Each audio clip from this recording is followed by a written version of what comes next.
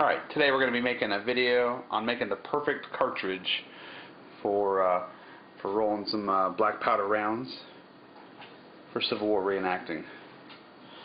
Do a quick run through of what we have here. Template. This is just a piece of cardboard, of course. Everyone's got slightly different dimensions, but this is the one that I think works best. 4 inches by 4 inches, and then 3 inches, and obviously just a taper cut. And this I use as my template. Here's the roll of paper. We're using newsprint, and it's really flimsy. It's a little bit thicker than I see some other people use, but it works really good.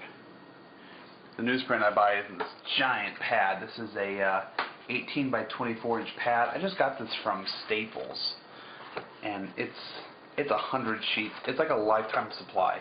I'll probably be done bored of reenacting long before I actually finish it. Obviously this is a chopper, a slicer, paper slicer. A little $20 investment from Walmart, just to make it a little bit easier. Powder. This was free for my unit. This is the triple F, and then, or triple F over here, and the double F was given to me free. So I'm using the double F now because I just ran out of triple F. And here is the jig. Well, let me show you the powder first. Okay, so I'll see if I can get a good focus there. On the left is the double F. It's quite a bit more coarse than the finer stuff on the right side. It's all I have left of that is the triple F. This is stuff I prefer to use, but we're going to try the double F, so you kind of get an idea of the difference in texture. So this is the jig I made. This is just a 2x4 with holes drilled for the actual cartridges. You roll them with this, which I'll be showing you in a little bit. You stuff them up in there, and then you use the funnel to put the powder into them. These little marbles are just my idea to hold to kind of pound down the bottom of the cartridges. I don't really use that much anymore. I just use the table. This is a paper funnel. I think it's really filthy. I've been too cheap to buy me pay $1 for a funnel, so we're using the paper one. And then this is probably one of the most important parts here. This is the dowel. This is got the tapered concave, end there, and it's 3 inches from the end to the black line there. And that's what you use to actually roll your cartridge, and we'll be showing that shortly. Tape measure is a wooden spoon I use for kind of hammering the dowel. A pair of scissors, and these are some finished. This is what your finished product will look like. This is what you would not want it to look like. This is one with one of the cartridges busted open, so I gotta clean all that out.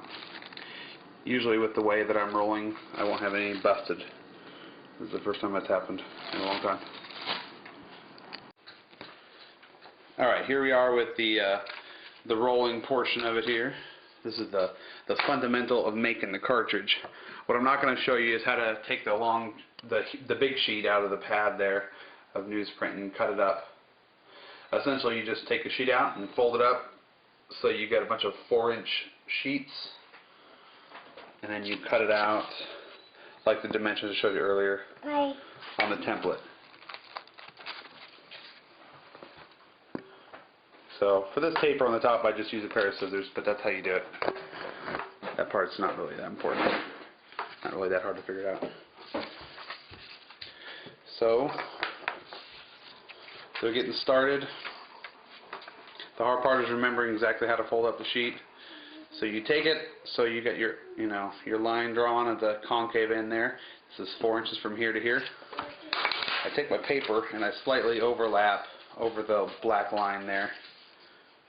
Put a 1/4 inch overlap just because I like it that way. And then you're going to roll it up.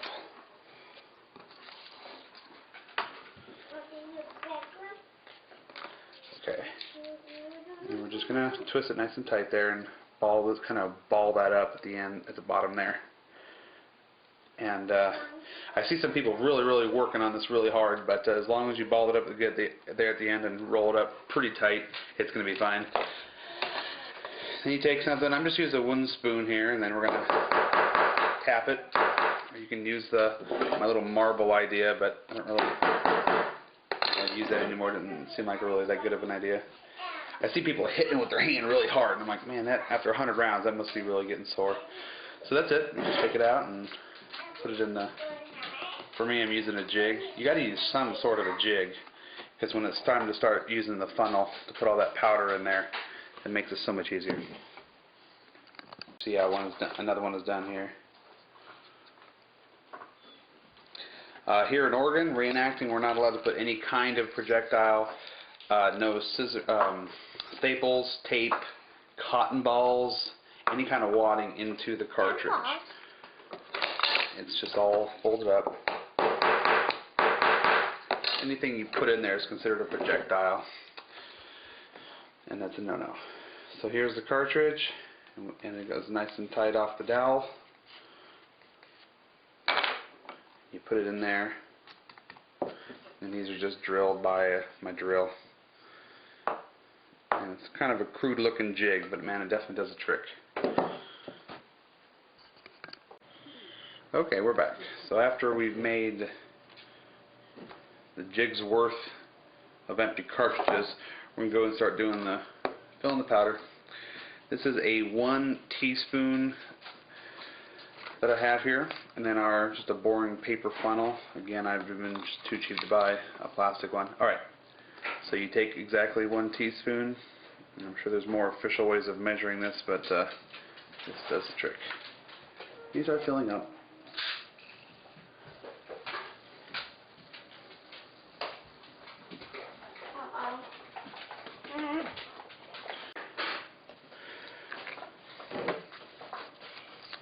Alright, so here's the fold up again, shown after it's all filled with powder.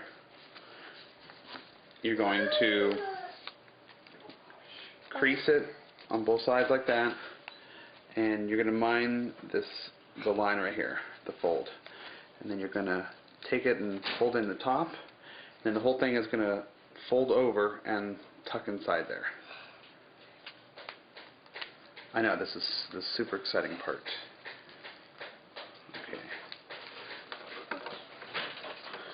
And I didn't do it too well, but that's pretty good. So it just kind of holds itself together like that. And it's a completed cartridge. And then we're making that neat little line of them here that we'll put in the bags, 25 or 50 at a time.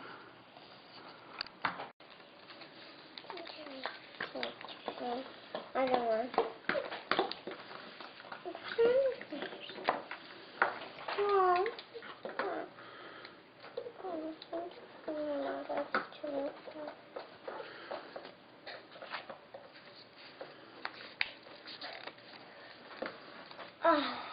I'll leave my our horses in a saddle.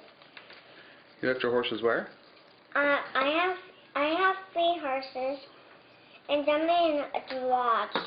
In the garage? Yeah. Oh, okay. Alright, and final stage. So after we have about 25 of them rolled, we'll put them right into like just a sandwich bag for moisture. If you're using like a larger, freezer bag or whatever, I'd probably put about 50 rounds. But that's about it. And then when you get out there in the field, I just dump them in my ammo pouch. And don't put the bag in there, so people don't see a plastic bag in your ammo pouch, in your cartridge box. But there it is. Thanks for watching. That's the perfect rolled cartridge.